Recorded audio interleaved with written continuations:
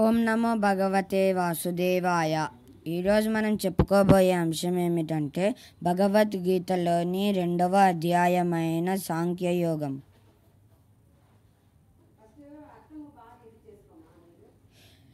యస్సర్వత్రానభిస్నేహః తత్తత్ప్రాప్య శుభాశుభం నాభినందతి నద్వేష్టి తస్య ప్రజ్ఞా ప్రతిష్ఠితా.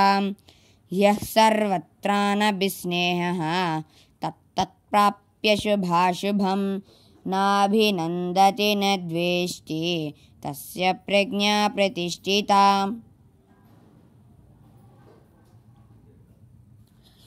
ఈ భౌతిక ప్రపంచమున తానెట్టి మంచిని కానీ చెడును కానీ పొందిననో దానిని ప్రశంసించుట కానీ ద్వేషించుట కానీ చేయక ఎట్టి కలతను పొందక ఉండువాడు సమగ్రమైన జ్ఞానమునందు స్ఫూర్తిరుడై యుండును.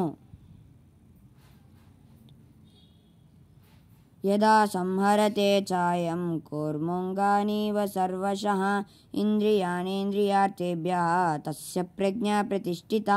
యదా సంహరతే చాయం కూర్మోంగానీవ సర్వశః ఇంద్రియాణీంద్రియార్థేభ్యः తస్య ప్రజ్ఞా ప్రతిష్ఠితా.